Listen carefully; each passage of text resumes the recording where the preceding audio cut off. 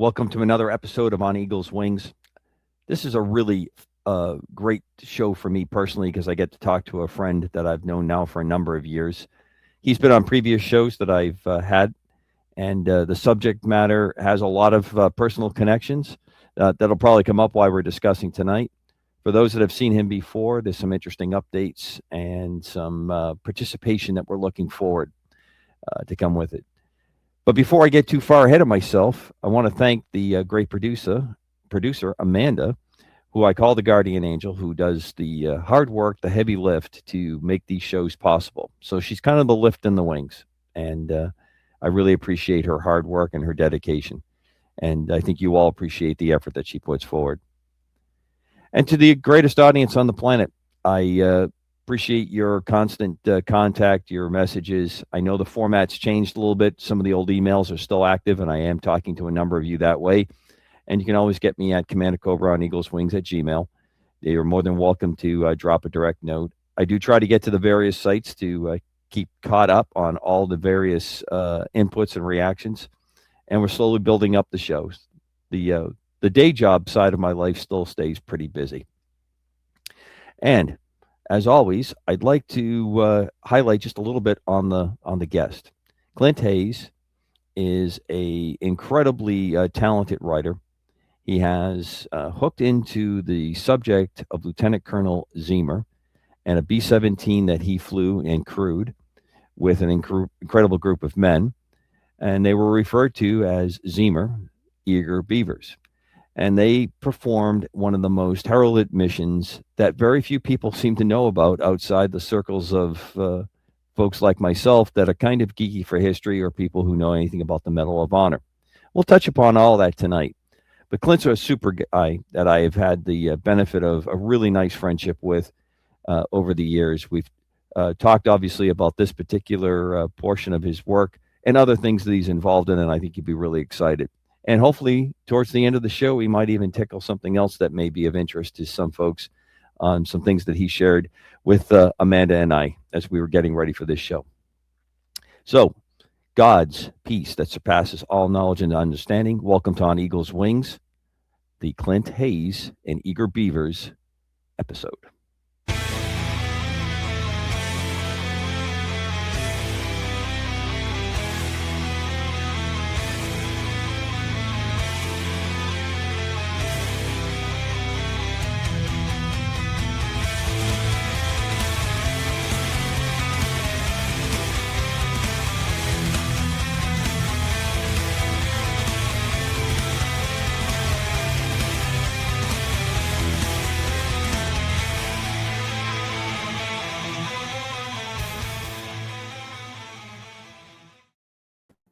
Well, welcome on board there, Mr. Hayes, Mr. Clint Hayes. Long time no see, but we have had a couple chats. How you been? Been really good. Yeah, good to see you again. Glad to be on the show again. You've had I guess this show for the first time. So yeah, congratulations on the new show, by the way. Right. Well, things change. I disappeared for a while. COVID kind of dropped me off. I jumped in with another show where I was working with a few other hosts. We had major changes in our nothing like you ever deal with, right? Right. One day you think your paper's being printed down the street, and then next you find out it's not. So we we jumped through, and with some other great folks, we've put together a production company for these kinds of shows, and I've decided it was time to try to bring one back. And that's cool. And you obviously fit perfectly into the repertoire of the luminaries that I try to drag into the show. So I appreciate that you had the time to come in and talk. Oh yeah, so, thanks for the invite. Let's do a quick overview for the few folks that are probably tuning in that don't know much about this particular B-17 mission in the Pacific Theater.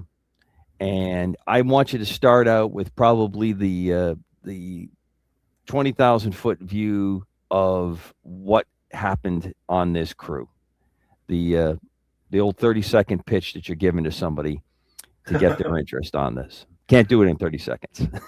Yeah, it can be hard. Well, actually, there's about a 10-second version, which is that this is the most highly decorated air crew and solo air mission in American history. So that's a pretty good pretty good hook and claim to fame right there. It just happens to be that the backstory of the crew leading up to the mission is just as incredible, in some ways more so, than the mission itself. The mission itself was their June 16th, 1943 mission to Bougainville and Buka Islands in the Northern Solomons in the Southwest Pacific. And the general idea was that they needed to do a mapping mission of the west coast of Bougainville in anticipation of a naval landing, marine landing later that year. The idea was that the Allies were trying to cordon off Rabaul, which was the big bad in the Pacific. It was the most fortified harbor possibly in the world, certainly in the Southwest Pacific, located on the northeastern tip of New Britain, excuse me. And it was the jumping off point for the Japanese in theater in the Southwest Pacific. They'd send shipping, they'd send aircraft, down from Japan to Rabaul, and they used it as the epicenter for all their activities in that theater, in that portion of the theater. So the main Allied thrust, ultimately from Guadalcanal, up, from the New Guinea campaigns up, was to eventually try to neutralize Rabaul. So this mission was intended to, get photos of specifically Empress Augusta Bay on the southwest coast of Bougainville, to map out the reefs and that sort of a thing, to ensure that a naval landing, a marine landing could happen and safely. And that's what the crew was tasked for. That mission had hung for a couple of months after it was initially announced, because photo mapping requires perfectly clear weather, and you don't get that much down there, just by virtue of the geography, the climate. By early morning, especially by late afternoon, you tend to get a lot of clouds, and you can't do photo mapping with clouds. You have to have a perfectly clear vision of the earth below, especially since it has to take place at around 20,000 feet. And there's 20,000 feet. There's a lot of chance for clouds to appear below that. So they had to keep pushing it off, and finally, there was a day when it was, they had the clarity for it. There was a little backstory even to there, but ultimately it was clear. They got the go ahead. They did the mission, and they actually got a wrench thrown in at the last minute, because command decided we need eyes on Buka Island, on the airstrip. There's a little tiny airstrip at the south end of Buka Island, which sits just off the tip of Bougainville.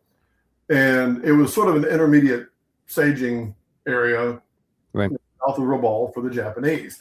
And command had reason to believe that there had been movement, pretty large movement of aircraft from Rabaul south in anticipation of a Japanese attack on Guadalcanal.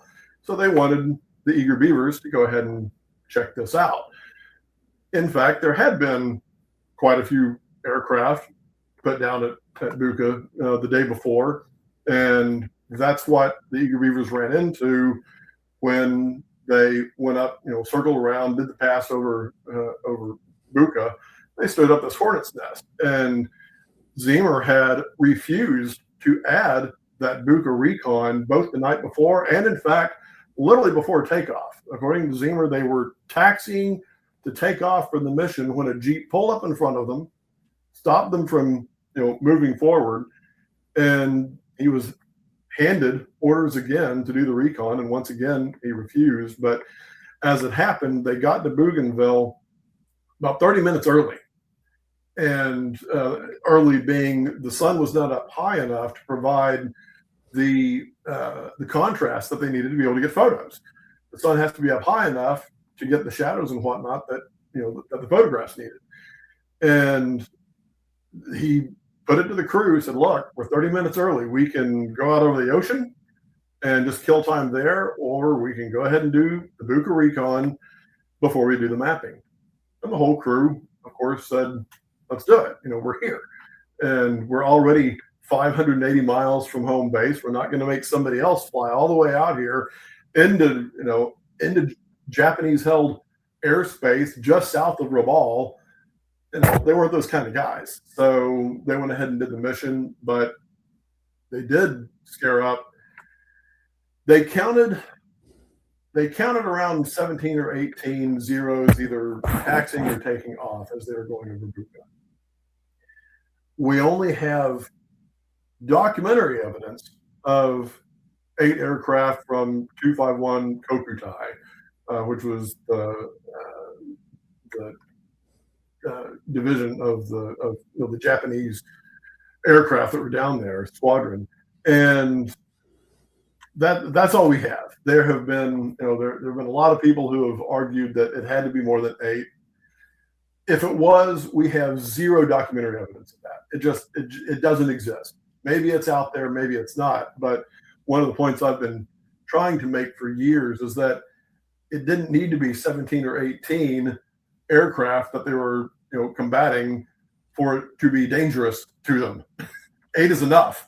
4 is enough. 3 is enough. There are plenty of B-17s that were shot down when they encountered 3 or 4 enemy aircraft. And for it to be 8, in fact, there was a direct analogy to this. I think it was in January of 43. Another B-17 went up against 8 Zeros, and it didn't make it back. Right. So, I think it's a detriment to the crew for people to be somehow making it seem less that they only went up against 8 enemy aircraft and still managed to fight them off, despite the fact that photo mapping requires you to fly straight and level, in this case, for 22 minutes. You can't. So let me grab something real quick there. Obviously, the claims that go back and forth at any time, and World War II especially has that kind of click to it, meaning there was more aircraft shot down on both sides of any battle claimed by both sides. I mean, that is just the nature of that. Even when we brought in the cameras that were the gun camera film that was brought in as part of it to take pictures that they could, get accuracy on that. That still had that buildup. I don't care if this is one aircraft, one fighter going against one B-17. The fact that they decided that they were going to go take that first recon run to do that assessment, that survey of the airfield, gave them the time to launch, to go up. And the other part that folks don't always remember, in the Pacific especially, you have single B-17 operations happening all the time. And this particular airplane in a reconnaissance, you don't have 3-4 airplanes with defensive box fire coming around with it. And we'll talk about what the crew did on this particular airplane. But we live in a time where we like to go back and get exact fix. And if you want to say that you want to take this down a couple notches, okay, I don't understand your motivation on that, because what you're focusing on is not what happened and what these men did. And you're surely, if you know nothing else about this, the fact that you had to go straight and level after you've already kicked up interest into your position to make sure that the shadows are minimized so the sun's in the proper position and make this run, because they had to work like a panoramic series of camera shots. They needed to be able to put those pictures together to see what they wanted to see, because the lives of hundreds of thousands of people are tied to these pictures if they make a bad landing. If they do an amphibious landing and they do not have this information, you've put many, many people in peril. So there's a certain disdain I have when we have to fight this down. I mean, I've heard the same thing. Colonel Bollington of the Black Sheep fame, there's been fights back and forth about how many airplanes he's knocked down, what he's claimed, and what it was officially shown in records. And we have the leisure now to go back and look at records and compare that. At the end of the day, it's as you said, Clint. You have one airplane that is forced to fly straight and level as it's being engaged at the end of that run by 8 aircraft, 8 Right. very proficient fighters to take down one airplane. Yeah, well, and that was the other thing, is that the 251 Kokutai Squadron was actually a crack Navy squadron, right? That that had been flown down there, and but yeah, I mean, you can make the analogy. Imagine you're a football player and you're told you have to run straight down the field. You can't zigzag. You can't do anything. All you can do is run straight down the field and try to get to the end zone. And you don't have any blockers. No blockers, exactly. All you have is your ability to hold the ball and push people off with your free arm. Yeah, exactly. If you want to complete that analogy. Exactly. Well, yeah, exactly. And so, yeah, it's just, and I have to be careful about how I frame this, because it's not that anybody coming at it from the sort of dirty dozen myth that's been handed down from the likes of Caden and the more recent Lucky 666 book, is that there's something about that story, the Dirty Dozen aspect of things. That's a great movie. I love the movie The Dirty Dozen. The issue is that this is a true story, and it's not, and that is not this story, and it doesn't take away from either one. And it's just that there are so many people who are so powerfully attracted to that Dirty Dozen aspect. The misfits, being able to overcome, command, not treating them well and all that sort of thing. There's a lot to that story that people, like, and that, it really does have, an emotion to it that appeals to a lot of people. And I think when you point out the truth behind this particular story, to them, it seems like less. And I've over the last few years, especially, I've been, trying to, as this story has become more popular, and it certainly has, there are videos up now that have millions upon millions of views. I think between 3 different videos, one especially available on YouTube now, there's something like 12 or 13 million views across these videos, and all telling the mythical story of the crew. And all my videos that you can see here that are trying to not necessarily push back on that, just relate the true story, because I don't, there's no point in antagonizing on that front. It's just, here's the real story, and it's compelling as well. In fact, I think it's more compelling and actually more incredible than the myth that's been handed down, simply by virtue that these aren't caricatures anymore. It's what the real men really did. And it's nothing less than going to be more inspirational than a cartoon. Right. So. Nothing less than amazing. Now, quickly touching upon what you just brought up.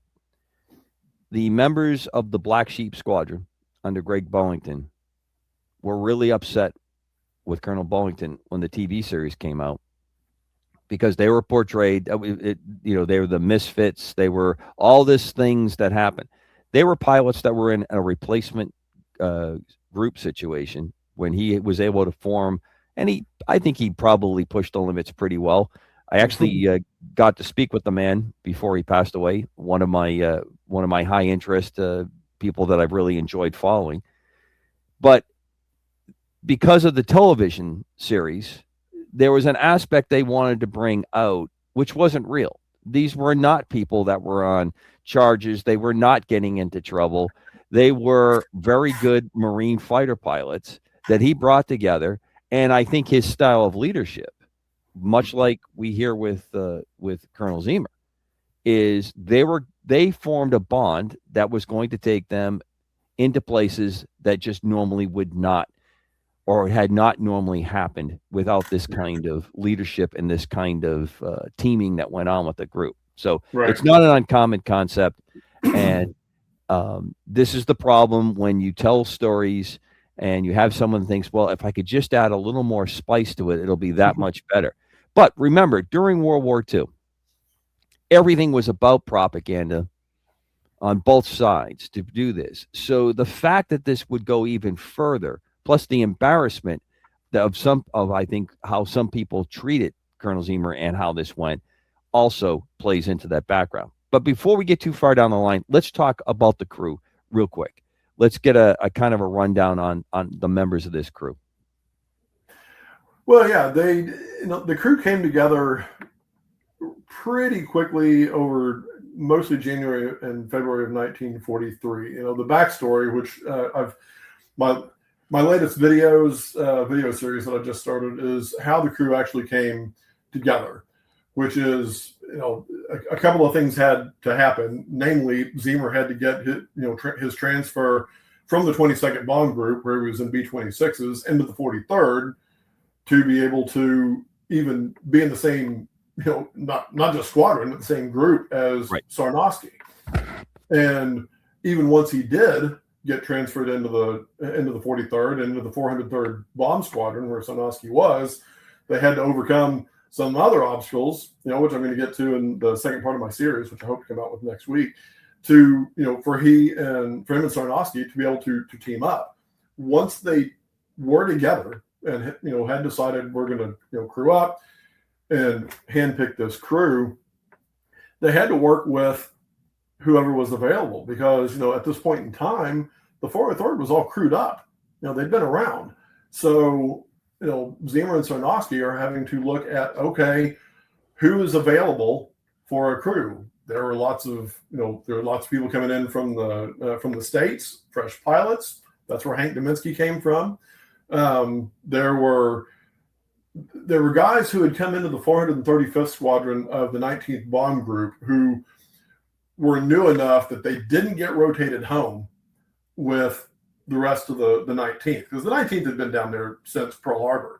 Right. And, you can credit the 19th and I believe the 11th Bomb Group to some degree for sort of holding, heckling and holding the Japanese for months until Kenny came down in August of 42 to start pulling the elements together and actually, start pushing back against the Japanese in late 42.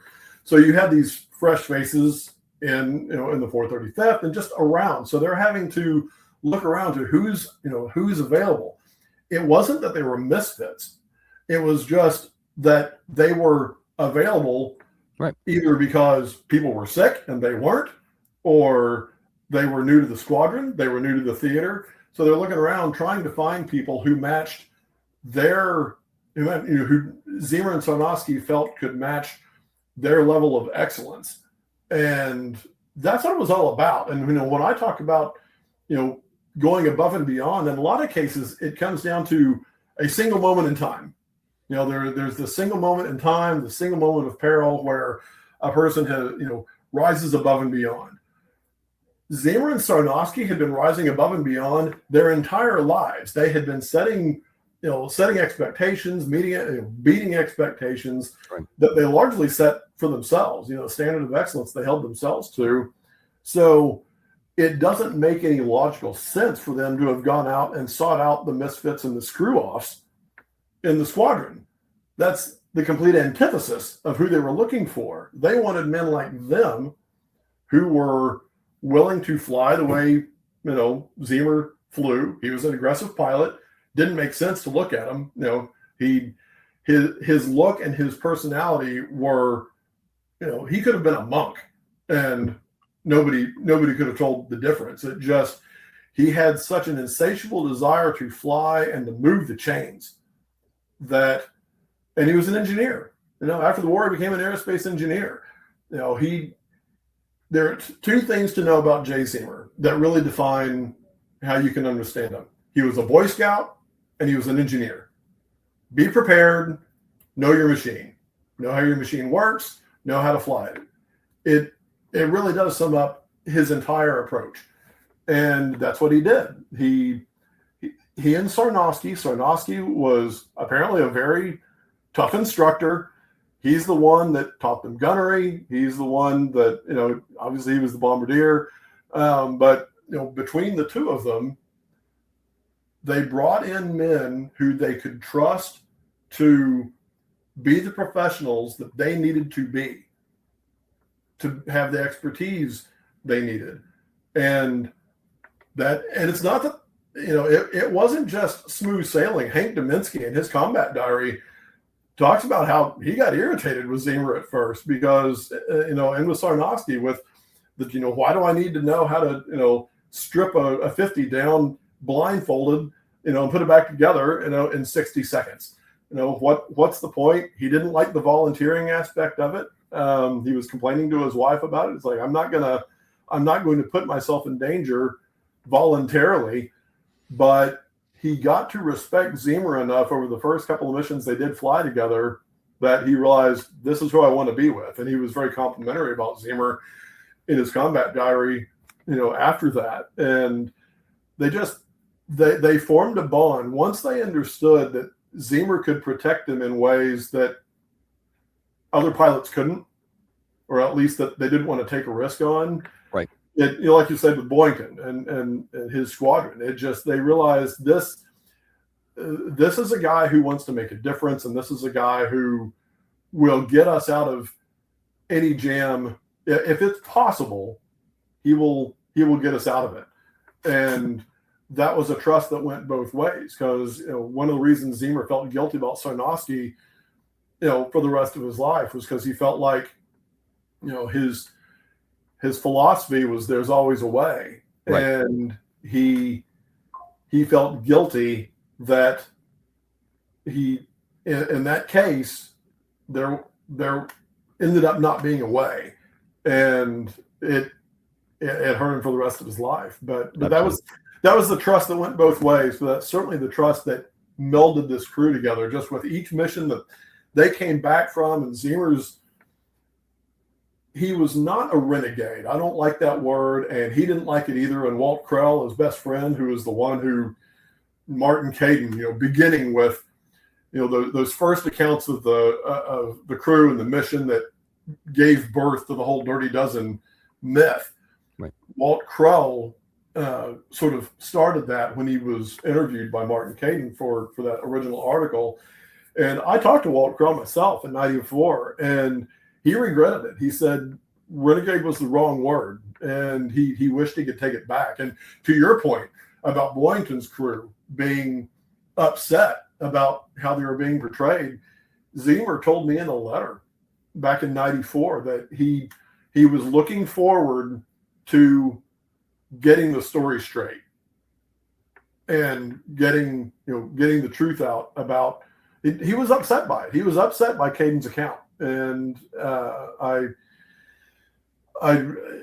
that's been my whole goal, is to, when I talk to the crew members myself, I got to, so hold on a second, Clint. We're kind of we're bumping up against our little break period. So let's slide into our break. We're going to go outbound for everybody. We're going to show a 30-second clip on the aircraft, on old 666. And on the backside of that, we'll return to finish up talking about the crew and then some of the things they did to this particular B-17. On Eagle's Wings, see you on the backside.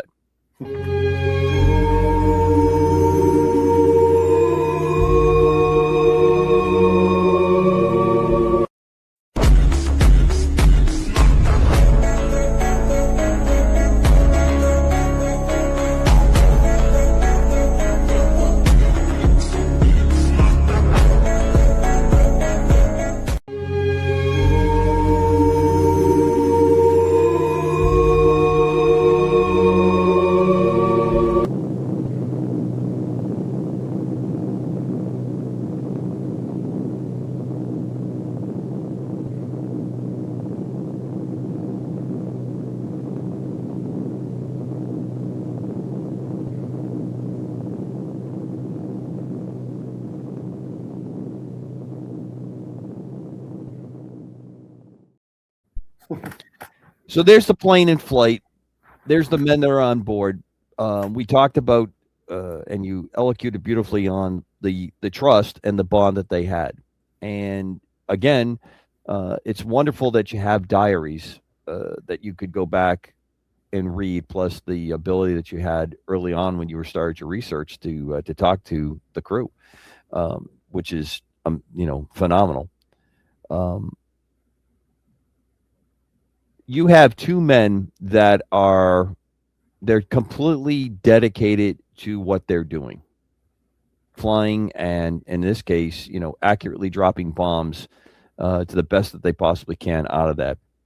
One of the things I really enjoyed about your descriptions of what you reported is how they knew they had to try people on. It wasn't that they were looking for a click, but they needed to know that the person was going to mesh in the crew, in the position, and they were going to mesh with how they did business. At the start of this, we talked about they were 30 minutes early for the sunlight to be in the proper position for this critical and it's been hanging reconnaissance missions that they have to get done. They have said no to this particular add-on because the add-on is only going to cause more possibility of having a unpleasant engagement with enemy forces, which it does. Any one of those men could have said no, and I think Zeamer would have gone with it. I don't think that there would have been any debate. They would have just held off, and they would have done that. I can't imagine any of them not saying that they would do it when they were presented because they were so fused together as a group in that airplane. Agree? Well, yeah. Well, and in fact, Sonosky had every reason and right to beg off that particular mission because he was supposed to go home 3 days later. Right. And, but, none of them expected to run into what they ran into. Frankly, they'd just been up to Buka 2 weeks earlier, and they'd been there before, and they'd only run into a handful of Army. According to Zeamer, they'd only ever run into a few Army Japanese fighters, which weren't the same as this this crack squadron that they ended up running into that day. So you can make the case that it, based on what they were expecting to run into, if they were going to run into anything, that they still would have been fine. But even then, Sonosky had no reason other than just loyalty and personal courage to go ahead and do that. And it's especially there's an irony to it in the fact that there were substitutions that day where Deminsky, the regular co-pilot, and Bud Thews, their regular flight engineer and top turret, were both grounded with malaria. Apparently, according to his son, Bud Thews was hopping mad about that. He was furious that he wasn't being allowed to fly the mission, and so they all felt like they needed to be together. The magic was them together, and it's a testament to the skills and professionalism of everybody in that squadron that you could pull. Hank Deminsky tapped a fellow co-pilot, a friend of his who'd come down to the Pacific with him, JT Britton, as their co-pilot that day, and Britton performed exceptionally well. He filled in that seat perfectly. And Forrest Dillman was a ground crewman who had never flown a mission before. He had been angling to fly some combat for a while, but as a ground crewman, that just wasn't something that was normally done. And that mission happened to be the one that his ground chief said, okay, it's just a mapping mission. So that was the first and last combat mission that Forrest Dillman ever flew. He decided that was ample. Enough. Okay, enough. Yeah. But yeah, it's just the fact that you could have substitutes come on and still maintain the cohesiveness and the exceptionalism there says something. I mean, it says something about the crew that they're able to deal with those kind of substitutions, but also the guys who are coming in to fill in their place. That couldn't have been a comfortable position to do. Not that it wasn't done. Substitution was rampant. It happened between sickness and guys starting to rotate home there in April and May. Finally, it was all the time, and it's that whole theater and the 43rd it wasn't the only bomb group down there, but it's the one that I focused on the most, and it really says something that these guys were able to do what they were able to do in the time span that they had, to go from, literally, we're talking, Gilligan's Island and MacGyver when they first got down there in late 42. When you look at the photos of what, this was not Europe. This was the polar opposite, literally and figuratively, right, of Europe. Europe, you've got you've got all the accommodations that England had to offer. You've got the nice barracks. You've got hundreds of planes going on missions. In the South Pacific, you've got, like you said, very often 1, 2, 3 planes able to actually make it to the target, to attempt anything. They're flying hundreds and hundreds of miles, 2-day missions where they have to fly up to Port Moresby, stage there, fly out, come back to their. It could be 18 to 24 hours, over the course of a mission, with grass shacks and tents. When you see photos of that, early on, even still into 43, it looks like Civil War tent camps. Sure. It is remarkable what they were able to accomplish, especially once Kenny got down there in August. Between August of 42 and mid-1943, they completely turned the war in the Pacific around down there. Well, we're going to have to do a separate show on General Kenny, because the man's amazing. There's so many people connected to his. There's Pappy Gunn, probably one of the most famous people that worked for him. You have the kinds of things that man fostered that happened and turned the tide, as well as his ability to tangle with the very top. I mean, he worked with MacArthur's staff. He was put on MacArthur's staff while he's still leading this. Just an amazing man. Yeah. I want to make one quick connection before we kind of switch into talking about what they did with this particular B-17. You talked about the Army Zero pilots, the Japanese Army pilots versus the Japanese Navy pilots. The time that you were meeting this crew, I was actually becoming very good friends, believe it or not, with Saburo Sakai, the ace, and his explanations to me. And it's funny because we both of us did not speak each other's language, but we communicated very well long before we had. I wish we had the ability to have done the translate that there is now. But we became good friends. We shared a lot of writing back and forth that we had to get translated, and he was very, very, very, very straight about this. He wasn't boasting, but he was just saying it clearly that the naval units that flew the Zero were absolutely the cutting edge. They had to be, and many of them moved from carriers because of things that happened in the war. Plus, they had the ability to island hop, and that's what they were after. They were constantly using the islands. So you bring a very interesting point. Let's talk about this. There's a certain mystique. This is another aspect. In fact, I think this is what starts a lot of the fable part of the legend, if I could use those two words in the same breath, about the B-17. What they did and how they got this airplane together. Take us through that, please.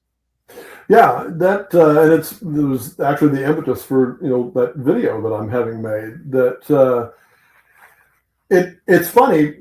I get more traffic to my page on my website about Old 666 than the crew itself. There is something about that plane and what they did to it that really catches people, and it's interesting because they did soup it up. There's no question that they soup it up. But it again, going back to to Martin Caden, and in some respects before that, but there were just some inaccuracies and misunderstandings about what happened with that plane that have gotten, like you said, have become a myth in and of themselves. The myth is that they had to get the plane restored to flying status. That it was this. It was a wreck. The popular myth is that they took a wreck and brought a wreck back. Yeah, and which, that's a great story, but it doesn't need to be the story for what they did to actually, still be compelling. What they did was they took a perfectly airworthy plane and they Zeamerized it, as some of them, referred to it. They, Great term. you know as well as I do that, what did young guys do back in the 40s and 50s and 60s? They fixed up their cars. They souped up their cars. And Zeamer wanted to fly more than he already was. And when he had the opportunity to add recon and mapping missions, to the mix, he was all for it.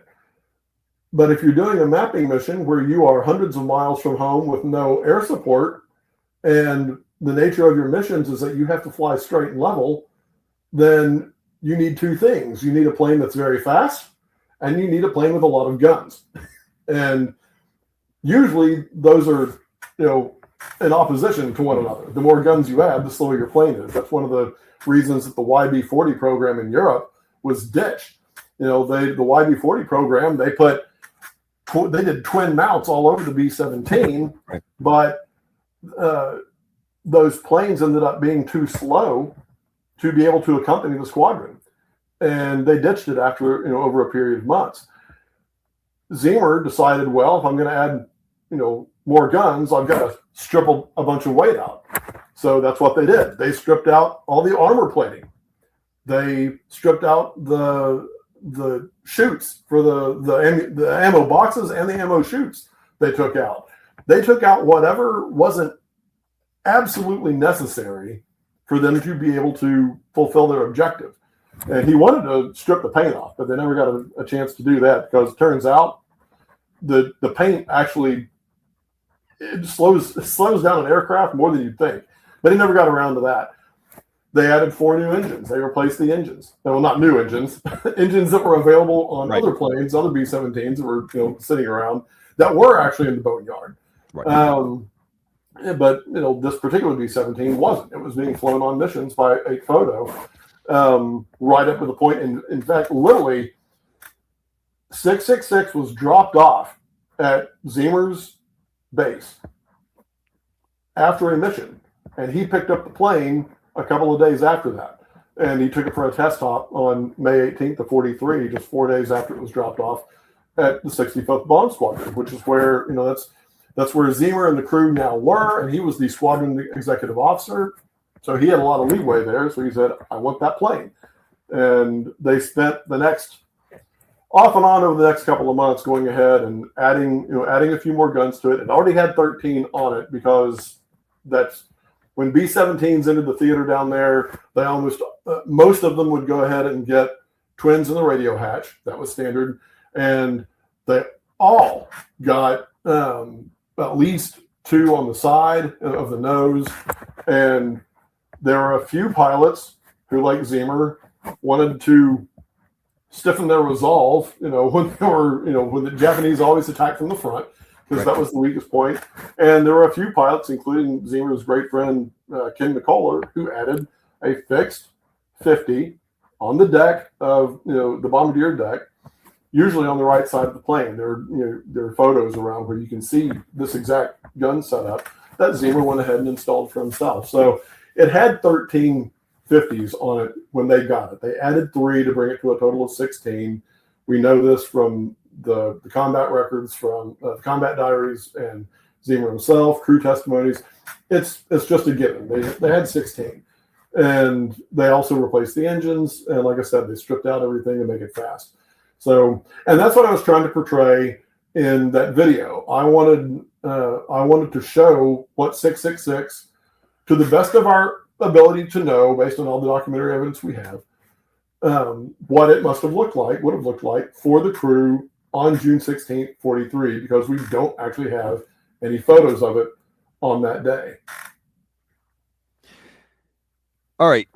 There's 2-3 critical things we have to stop. Obviously, we have primed hopefully for a lot of folks, the returns, because we have to break down almost every subject area we've talked about.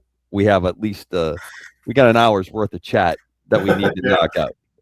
But in this, there's a couple things I want to get to. Let's run the mission down on the engagement, taking the pictures, and the kinds of injuries and fighting off the Japanese Zeros as they turn for home. Take us through that, as I hate to say quickly, but take us through that so that we can make sure folks understand, because there's some folks that do not know, and as Amanda's been putting up, just go to your website, get caught onto this, pick up the book.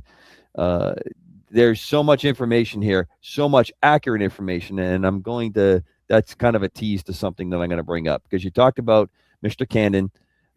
I enjoyed his books immensely. He has written a lot of books. He did some tremendous work, but he has a trail of inaccuracies that are put in there, and it's not just on this case; it's other cases as well. I mean, he is a great storyteller, and there is a great value to storytelling. Right. People wouldn't know about this crew. I wouldn't know about this crew if it wasn't for Caden's book, Flying Forts. I still have it, sitting back here in my bookshelf. I have it on to the left of me. Yeah, that's the book that my dad gave to me back in '93 when I was searching around for, the story for my first screenplay that I wanted to write. He knew that I was looking for something. He sent me that book while I was living in Colorado Springs, and the note that he sent me with it was, read the first chapter, there's your story. And I did not realize, neither of us realized at the time how literal that was. Right. It was a story that I wrote, but it's become the story of my life. I've been working on this. I've been working on popularizing and publicizing the story of this crew since 1993, since he sent me that book. And, it does portray the mission. Like I said, there are a lot of inaccuracies about it. It was the genesis for a lot of the myths that are still around. But as for the mission itself, once they got over Buka and had stirred up this hornet's nest, they had to book it down for the mapping mission, and everything went pretty smoothly for the first.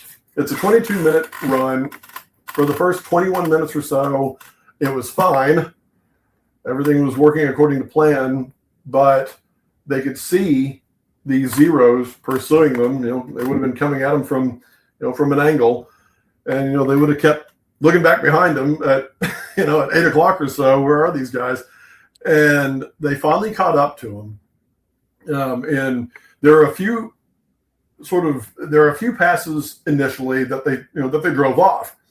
And again, these are crack Navy flyers. And in fact, to your point, there were at least 2, possibly 3, but at least 2 aces in that 251 squadron. The fact that they couldn't bring them down in that first, just in those first few passes, that the crew drove them off, speaks volumes about the expertise of this crew, the gunnery expertise. That's where all the training, that's where all the preparation, that's what it all went into that, because that should have been, ducks in a barrel for these aces, these Japanese aces. And yet it still took a combined attack, coordinated attack, from 2 from the rear, 4 and 8 o'clock, 3 across the front. And that's the only reason that they were able to put any lead into this aircraft at all.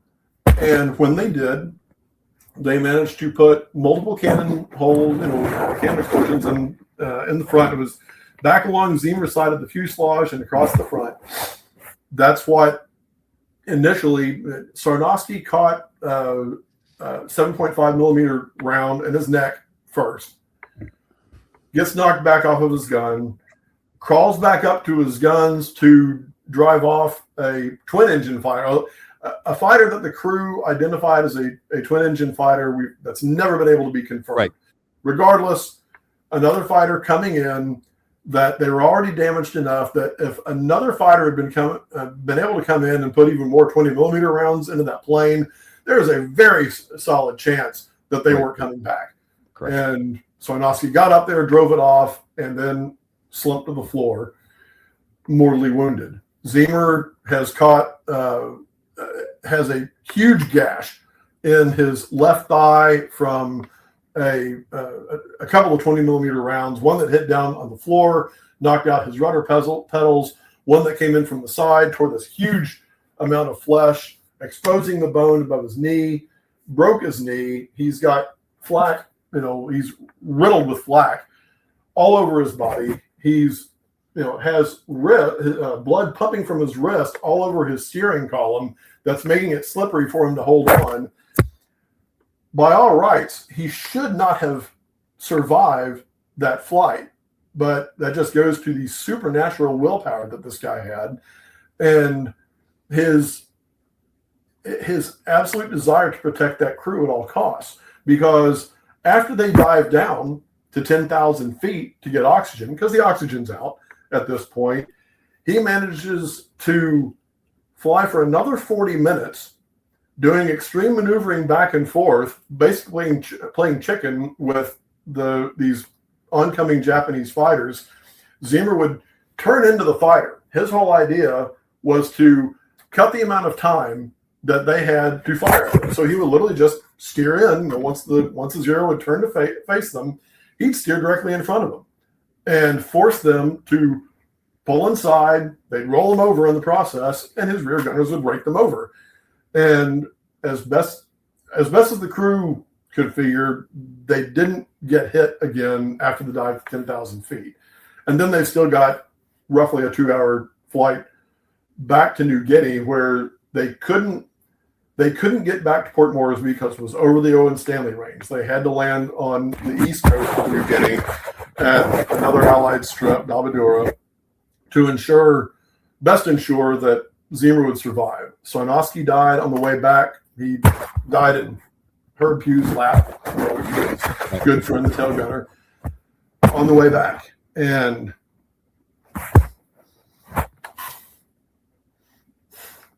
I'm sorry. No, you have a commitment and a connection to this crew.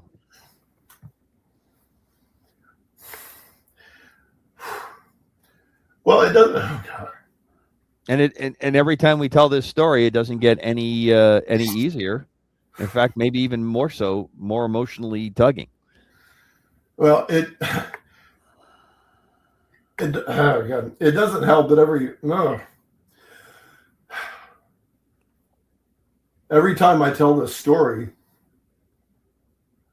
I remember the fact that I talked to Herb Pugh about this, and he had to take a moment himself. And sure. Well, you take that burden on when you have this kind of a commitment to this kind of absolute amazing and oh man, yeah, it sneaks up on me more sometimes than others, but and for me, that's what it gets to when you're talking about the real men and the real achievements. It's like I said, I don't begrudge anyone being caught by the Dirty Dozen story and how how impressive that is and would be, but you're missing something if you're not engaging with the real story and paying attention to those moments that matter like that. And like I say, that's the obligation I have felt. Zeamer wanted the real story to get out there. And, he didn't want his crew to be known as misfits and screw-offs, because they manifestly weren't. And when you look at what this crew actually did, it's, both on that mission and leading up to it, there were, I've got a whole series on my channel now that I'm doing called their Notable Missions series. You look at their, Geisha flight, and over Valentine's Day in 43. When you look at Zeamer's mission that he finally got checked out in the B-17 on, and the blind landing mission that they had to make in the rain that nobody knows about. That I know about because I was able to talk to the crew.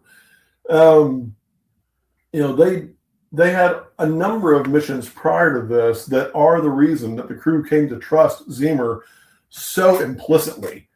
And there are so many stories to tell about this crew, and why in trying to tell, make a movie out of it, you need a miniseries. You need a miniseries to tell the story of this crew. I have a feature script. I wrote the first version back in '94. I wrote a revised script, page 1 rewrite in 2013, 2014, and it just doesn't fit. These days Hollywood doesn't want anything over about 110 pages, and I'm sitting at 150, and I'm like, I can't compress this anymore and tell this story the way it needs to be told. And I'm still trying. I'm trying to figure out a way to do it. But now the audience can do a little bit about this. Go onto your site.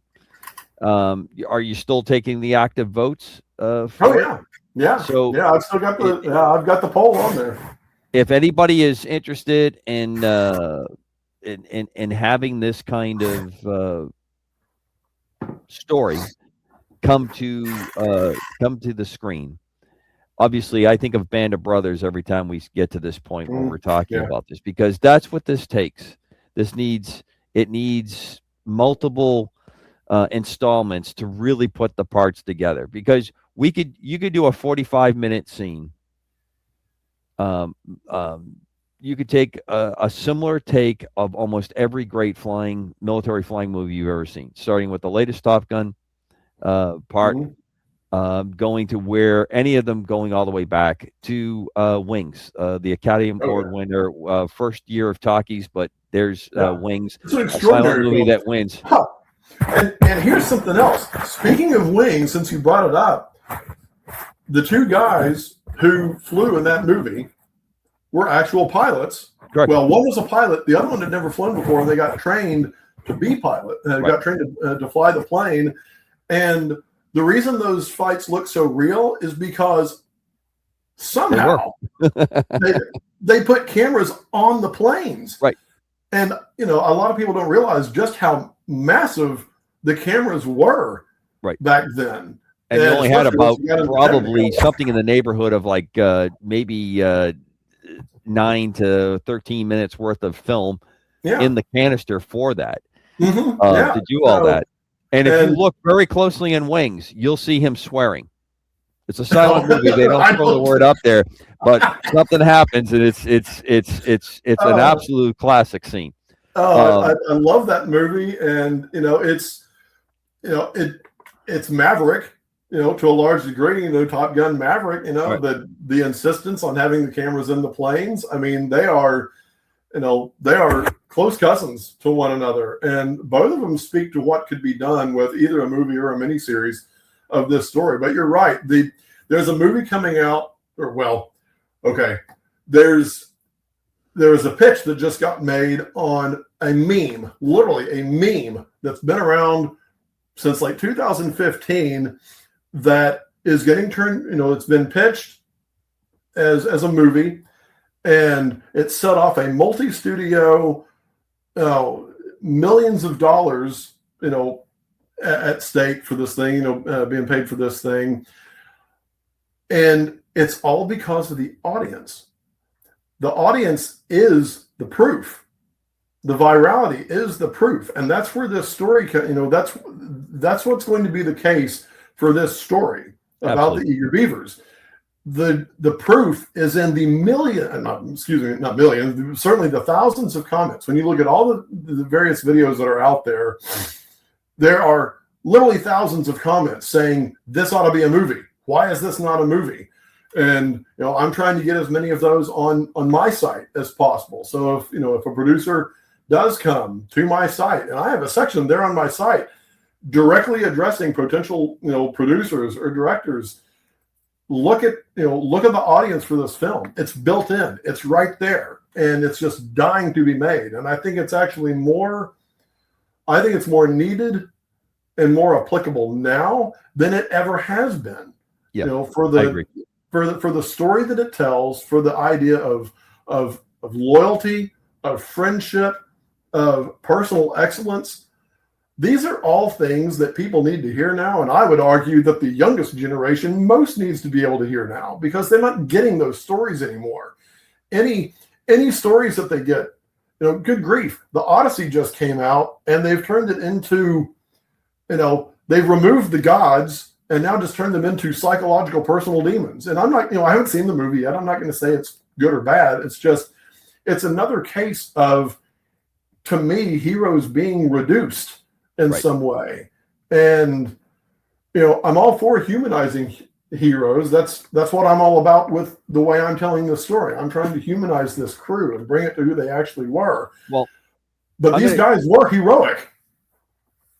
So Amanda just put up, you'll find this on the site, but there's a place for the folks to vote, and you need to go and vote. Head off. Yes, please. Yeah. If people want to see this story on the big screen or as a mini series, they've got to have your voice. Put it on your Facebooks. Send the feed out. Get more people to take a look at. But let me just cap something with you on this. So we're undoubtedly headed back to the Pacific, and most likely it's going to be combat. There's no, I'm not a soothsayer, and the PRC doesn't have any love for me, as I have no love for them. It's part of the reason why early on when the COVID thing came out, and I said, there's absolutely nothing. This is a weapon. This got, if it was out of control or not, but it had all the marks of being weaponized situation we were going through. I bring all that up to say, one of the important things about knowing your history, especially for the youngest generations that are now taking their role and more in the adult world. We are living in a very technological, service-based age. Technology alone, service-based alone, will not get you through. The fact that these men found and came together, and it didn't have to be just men. I'm saying that these people came together. They're charged against this mission. They're making modifications to an airplane. They are also doing all the hard stuff that has to be done person to person in this kind of a commitment to go out and do this mission. General Kinney seems to have been someone who absolutely just was a lightning rod for getting this kind of activity to happen. It happened in a lot of areas. And when he came back after the war and came into the systems command of the Air Force, he is the reason that we have some of the absolute great things that we have, and the ability to produce good stuff. We've bogged down. We need to find these things that are coming up. This story tells that. This story tells why you have a B-2 that can take off and fly 20-something hours to precisionally drop. That happens literally on the wings of Zeamer. It happens on the wings of someone like Pappy Gunn, and they all were connected in the same theater. This theater is overlooked, and it doesn't have the same romance that the European one does. And it wasn't pleasant, and it didn't have those kinds of things. Ultimately, what I come down to the comment, I always like to say that truth is stranger than fiction. In this, I want to give a little bit of a truth is greater than the fiction when you get into this story. And there's some others like it, but this one's an amazing, amazing story. And it needs to be documented completely. Well, absolutely. And, an interesting, through line there is that, ironically, because of the myth, there are a lot of people who castigate the military brass down there that they were against these guys, they were against the innovation, they were against letting these guys just go fight, and all this sort of a thing, which could not be further from the truth of any theater in the war. As far as I'm aware, that theater was the most open to experimentation, to letting there's a movie that I won't get into it. It's one of my favorite movies of all time. It's a comedy, a Western that came out in the mid-'80s that nobody's seen, but there's a line in it, let the men who fight the wars fight the wars, and that's the thing. You need to let the fighters fight, get out of their way. And that's in fact what Command did to a very large degree. They did not ground the Eager Beavers. It's simply not true. Right. They didn't like as much. They didn't like how much Zeamer would bend the rules sometimes, But the fact is, the guy fought, and the guy made a difference. And all of these, all of these squadrons down there, when you talk about Kenny, you talk about Bill Benn, you talk about Ken McCullough, all these guys wanted to move the chains, and they got out of the way. This whole theater was all about experimentation, innovation. They would try things. They tried skip bombing. They perfected it. That's the only reason they made the headway against the Japanese Navy, right, that they did. And that's what we need now. We need to let the fighters fight. We need to get them all the tools that they need and let the innovators come up with what they need to do to be able to fight. Clint, I can't tell you how prophetic that is. Yesterday afternoon, for my day job, my commanding officer, he has spent probably the last 6 months really extolling this, and he's doing it from the acquisition side, where he wants people in acquisition to figure out how do we get these tools to the hands of the warfighter, but you're connected. You're just as much a warfighter as you're getting that to the field and getting it perfected and getting it changed and getting it provided and getting it in numbers, and then figure out where the waste is and turning down the waste and getting it so we can go forward with it. That's why this story is so important to me, because aside from the fact that, you and I now go back a number of years, and I hate to tell you that, but I've been flying for 50 years, and that almost makes me feel terrible. But I'm happy to share it with you. Yeah. I get choked up with you. I got choked up with Steve when we did his show on the B-17 in Europe. But that's the kind of pathos that's brought into this. So I'm going to ask again, and GA probably has it. The folks need to take a look and vote to try to get behind this, to make sure that that we enter into two great films that are blocked on here. There are many more like it, but this one needs to be told, and it needs to be told in a way that Clint has laid out a life's work. No, and I don't say that lightly. A life's work to go do that, but you don't go do this because it looks like it's going to be profitable. You do this because this grabs your heart. It grabs your attention, and And I love the fact that your dad is the one that kind of got this thing all kicked off. Yeah. Well, and speaking of dad, he actually wrote a book called Ad Astra that's based on, he was a kid during World War II, became a pilot. He's always had a love for World War II aviation. And, that's, I grew up in general aviation. I grew up exposed to, all the World War II aviation stuff. I got to see Pappy Boyington with him when I was a kid. We went to Fort Worth and saw him speak there. And so I got a little bit of a connection there as well. But, I grew up in this. I was soaked in it. And it's interesting how it ended up, he sent me this story. I've written about it, but then he turned around and created a story, sort of an alternative history for his own life, quasi autobiography. What would have happened if he had been old enough to become a pilot in World War II? And he used the inspiration of Zeamer and Ken McCullough and a lot of the guys down there to tell that story. So he ended up telling sort of the same story or a similar story as a result as well. So it's not just that Dad brought it to me, but he has ended up telling sort of his own story, and frankly, better than I ever could, because he is a pilot. He's got that experience, and he brings his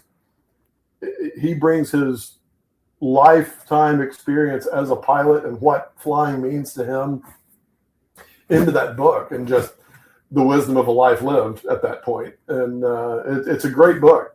But yeah, this story inspires everybody who comes across it, and it needs to be able to inspire a lot more. And I know it can if you can just get out there. I agree. Now, you have a partner in this and a lot of the productions and a lot of things you're doing, and he's put out a book as well, because he's doing a profile series on Medal of Honor winners of the United States Air Force, correct? That's right. Yeah, Joe Bowman. Yeah, Bravest of the Brave. This is a series of books. It's going to be a trilogy. That first volume was published last year. He's working very hard on the second volume. Joe has been working on this series slightly longer than I've been working on the Eager Beavers. And in fact, I got to know Joe because of the Eager Beavers. I was on the kinsmen.com website and their discussion forum, and he was looking for more information on the Eager Beavers. He came across me, and we started trading information, and he had things that I didn't have. I had things that he didn't have, but he was focusing. Their whole story is one chapter in his book. In this first one, he tells, he's got 17 biographies in this first volume of this.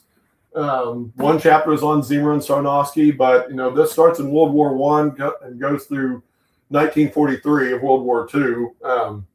This is already 600 pages long. He couldn't fit more than that in one book, but he's got comprehensive life to death biographies of all of the USAF Medal of Honor recipients. In this first volume, he starts with Rickenbacker, Frank Luke, Bleckley and Gettler, from World War I, and goes all the way through, from Doolittle, up through the Ploesti raid.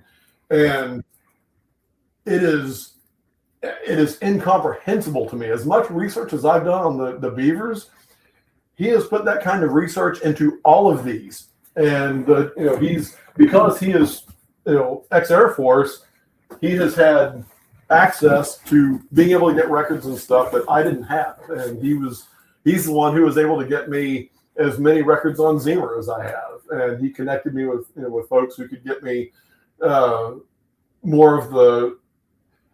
He's the one who pointed me towards the archives, where to go in the archives, where I could go ahead and pull the morning reports and all those various records that help complete it's the only way you can know the full story of the Eager Beavers. If you don't have the military archival material, you cannot understand the full story of this crew, which is in fact why so many of these other accounts of the crew ultimately fail, because they fall short because get that information. You've got to have that context.